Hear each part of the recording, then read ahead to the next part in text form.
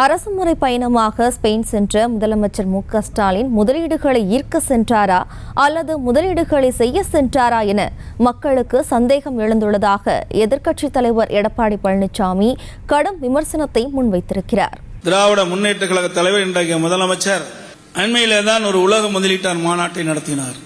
அந்த உலக முதலீட்டாளர் மாநாட்டிலே பல லட்சம் ரூபாய் தொழில் முதலீடு ஈர்க்கப்பட்டது, பல புரிந்துணர்வு ஒப்பந்தங்கள் போடப்பட்டது என்ற செய்தியெல்லாம் வெளியிட்டார். ஏற்கனவே 2 ஆண்டுக்கு முன்பு தமிழகத்திலே தொழில் முதலீட்டாளர் மாநாட்டை விடியா திமுக அரசு நடத்தியது.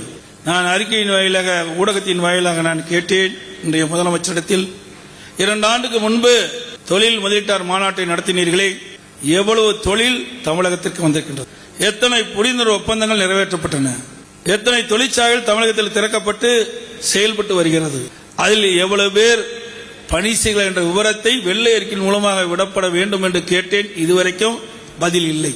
இன்றைய தினம் ஸ்பெயின் நாட்டிற்கு சென்றார். சுமார் 11 நாட்கள் ஸ்பெயின் நாட்டிலே தங்கியிருந்தார். அங்கே போய் தொழில் முதலீட்டார் ஈர்ப்பதற்காக சென்றேன் என்று ஒரு செய்தியை பத்திரிகையிலும் ஊடகத்திலும் நாம் பார்த்தோம். 20 நாட்களுக்கு முன்புதான் சென்னையில் இந்த விடியா திமுக அரசு திராவிட மாடல் ஆட்சி என்று சொல்லிக் கொண்டிருக்கின்ற முதலமைச்சர் அவர் தலைமையிலே தொழில் முதலீட்டாளர் மாநாட்டை நடத்தினீர்களே, அப்பொழுதே இவர்களை அழைத்து இங்கேயே புரிந்துணர்வு ஒப்பந்தம் போட்டிருக்கலாம்.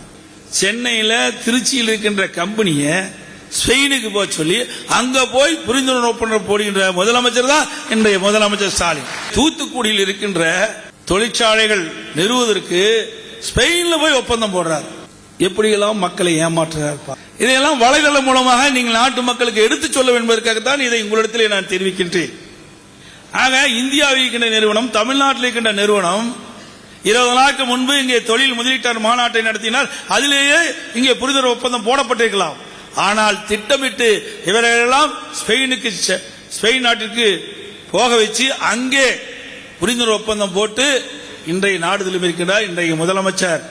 இவர் மக்களிடத்தில் இருக்கின்ற சந்தேகங்கள், மிகப்பெரிய சந்தேகங்கள் எழும்பியிருக்கின்றன.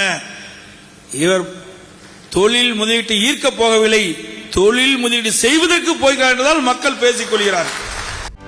செய்திகளை உடனுக்குடனும் துல்லியமாகவும் தெரிந்து கொள்ள சப்ஸ்கிரைப் பண்ணுங்க.